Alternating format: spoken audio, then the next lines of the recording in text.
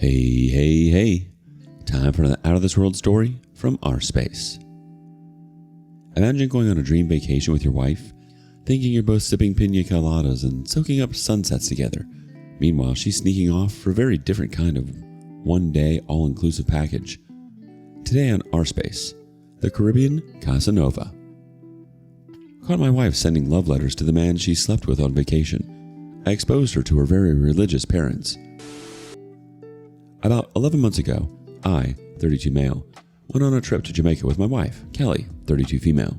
We hadn't been on a trip in a while, and she wanted us to go anywhere that was in the Caribbean, so we chose Jamaica. We don't go on trips very often, but I can very easily say that it was one of the best trips that I've ever been on. It was a beautiful country with amazing beaches, fantastic food, and so many fun things to do. We said that we would have to go back, and she was happy to hear that I liked it as much as she did. I thought we had enjoyed the same things in the time that we were there, but I learned that she had a different experience than I did in some ways. On one of the days that we were there, I told her that I wanted to visit a cigar store that I had learned wasn't too far off. I wanted her to come with me, but because she doesn't smoke, she had absolutely no interest in coming. It wasn't a day that we were meant to do anything, so it wasn't as if I chose to change the plan all of a sudden. I let her know that we could do something else that she wanted, but she insisted that she didn't want to tag along. So I went with the fellow tourist I had met on the trip, who had told me about the cigar store. We went together, along with his wife, and we had a great time. When we got back, I asked Kelly what she had done while I was out, and she had said she only had gone out to take a walk, but she had stayed inside for the rest of it. There was no need for me to think any more of it. I apologized for leaving her alone in the hotel, and that was it. She said it wasn't a big deal. Now, the reason why I'm bringing all of this up is that it is important if you want to understand the discovery of my wife being unfaithful. For the most part, she handles our mail. Instead of alternating household chores, we've assigned them permanently. I hate doing the laundry and she doesn't mind it, so she takes care of that. I really don't mind washing the dishes if there's music playing, so I take that. I don't particularly hate sorting through the mail and bills, but she's better with numbers than I am, so that's one of the things that just ended up on her plate. However, just because we've assigned the things in this way doesn't mean that there are occasions when we do the other person's chores out of convenience. That was what happened the day that I chose to sort through the mail myself. Typically, everything addressed to me gets put into a stack and she gives it to me to open, simply for formality. I did the same thing, piling all her mail into a stack so that I could give it to her when it was time. However, something jumped out at me, and it was a letter that didn't have a return address, but the postage stamp was from Jamaica. Neither of us has any family or friends in Jamaica. As far as I knew, us going there was us going to a country that we had zero connections in, like a lot of other people. We had also been there nearly a full year ago, so it made no sense to me why she'd be getting mail from that country. I was tempted to open it, but I chose not to, because that felt like I would be prying. I would ask her what it was about, because she didn't tell me that she had made any friends there. I also didn't like the fact that there wasn't even a return address on it. When I gave her the mail, I didn't say anything, but I watched carefully. I knew that it was the third one from the top of the stack I gave her, so when she got to the third envelope, she looked up at me suddenly, met my eyes, and then quickly looked back. It was at that point that I knew there was something she was hiding, because her reaction was too suspicious. I really battled over asking her what was going on, because I had no reason to jump to a conclusion of her cheating, but I didn't want to give her the chance to cover anything up. I think I gave her the benefit of the doubt though. She's my wife, so as a good husband should do, I decided to just communicate instead of concocting explanations that could have been super far from the truth. I noticed that you have a letter from Jamaica. That was what I said. I didn't think I had to ask anything after that because she was meant to explain it. At least, that's what I assumed would happen in natural conversation. She just mumbled, "Yeah," and then changed the subject. I brought her back and asked her why she was getting letters from Jamaica. She didn't say anything for a bit, acting like she was reading the letter in her hand. I knew at that point that she hadn't rehearsed a story for if she got caught. However, when she spoke, she told me that she had been trying to plan a surprise for me. She said she could have gotten caught over email, so she decided to be more old school with it.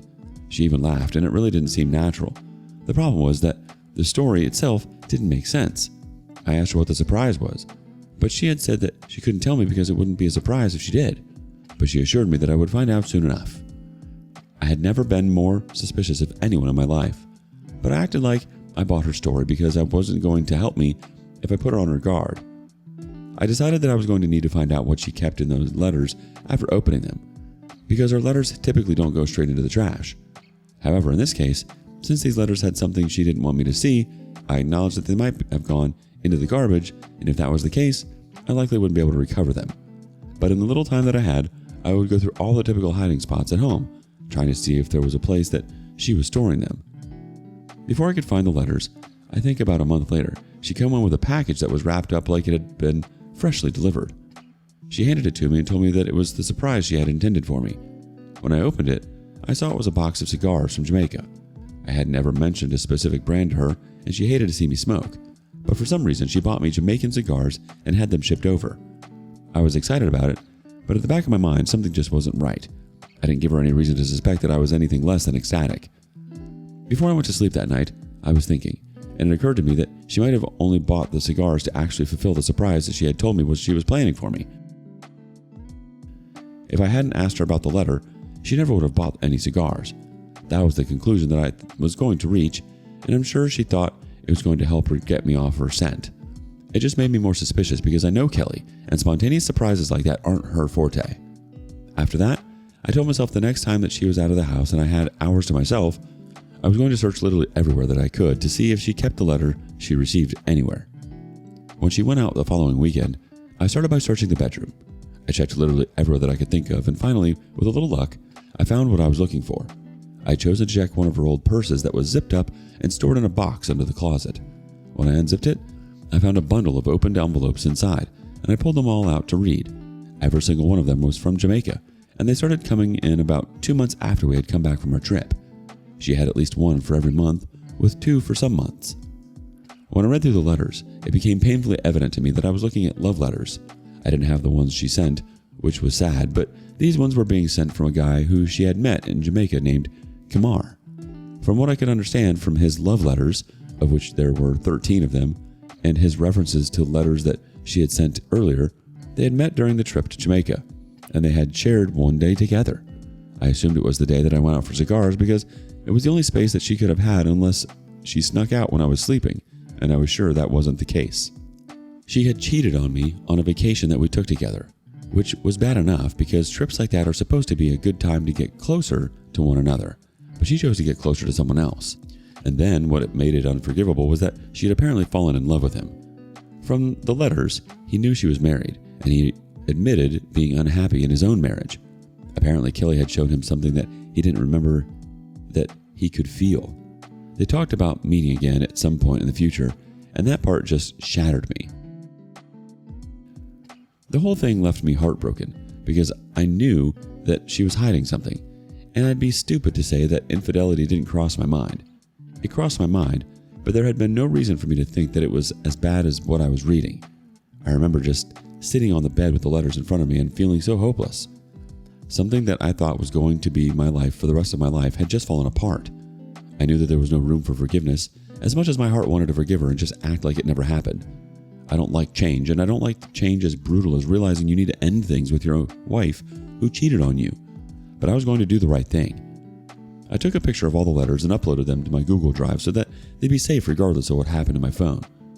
I wanted to confront her, but I chose not to do that right away. Instead, I realized that the only time I needed to confront her was when I was about to hand over the divorce papers. So I met with a divorce lawyer as soon as I could. I told him everything that had happened, and he advised me that I was approaching it in the best way, as it would give her the least amount of time to hide assets or anything of the sort. When the papers were ready, I waited for a day when she got back home, and she was in a good mood, and I told her that I needed to talk to her.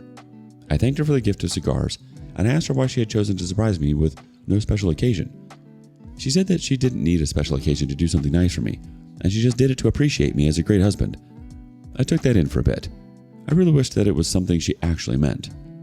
I asked her why she had been corresponding over regular mail instead of through a digital method, and she said that she had told me already that it was just her way of keeping things under wraps. It was a stupid excuse, and I told her that. She was taken aback by my sudden aggressiveness. I told her that I knew the truth and I was going to give her a chance to admit it herself, because that would show that she had some integrity. She said that she didn't know what I was talking about. I told her that she did, and she had the one chance. She said she would answer me, but she had to go pee first. She got up and started going to the bedroom, probably to check if I had touched the letters. I told her as she went that if she entered the bedroom, it was over. She came back. She continued to maintain that she knew nothing about what I was talking about. I was tired of her lying, so I asked her to explain the letters that I had seen in the room. I could see as her body language instantly changed. It was like she deflated the moment she realized that she was truly caught. Then it went to the usual, "I can explain." According to her, she wasn't denying the letters or that she had sent her own in return, but according to her, it was basically just role-playing. Nothing had happened between the two of them, and she had agreed to the whole thing because it seemed exciting. It was like the kind of thing that happened in a romance novel, and she just wanted the kind of excitement in her life, even if it wasn't real. "It doesn't say anything about the way I feel about you. I still love you." I told her that she was still lying to me by trying to act like the whole thing was them just messing around. They had one night together, and it was too descriptive for me to believe that it was something they had made up. I told her that even if it was the case, she had emotionally cheated on me, and very intensely at that. But I didn't believe it. She had emotionally and physically cheated on me, and I couldn't figure out how I was supposed to let that go and forgive her. I asked her if she understood that we were going to get a divorce. She acted like she didn't understand. She started to cry, and she said it didn't need to go that far. She said she'd fix things, and she'd be the best wife to me. She said she would make up for it in every possible way. She just kept rattling things off, and she seemed genuinely panicked the moment she realized everything was about to crash and burn. I didn't say anything about everything that she said, and instead, I just handed her the divorce papers. I admitted to her that I had known for some time. There was nothing to fix between us anymore. I told her that she could go and be with him since he was willing to leave his wife for her. But I gave her advice and let her know that men who said things like that typically liked the idea of in theory, but don't actually like it when it happens. The chance that he'd leave his wife for her, even if his wife was a pain in the neck, was slim. She spent the next 2 days in the house until I kicked her out. Throughout the days up until she left, she begged and cried, but I wasn't moved by any of it. I'm glad to have her out, but I'm going to have to get into the actual divorce soon, and I'm not looking forward to the stress and venom of that process. I know it isn't going to be easy, but I'll make it through and bring an update once it's over. Cheating spouses deserve the worst though, and I'll do my best to make sure she gets the worst. Update. This is the continuation of my post about my now ex-wife, who was sending love letters to a man that she cheated on me with in Jamaica. We are now officially divorced, thank goodness, and I'm able to move on with my life for good. This should be the only update I'll need to give. The divorce process was relatively straightforward. We were able to get things settled in the negotiation phase, thankfully, so I didn't need to waste too much of my life on something that isn't worth any anymore.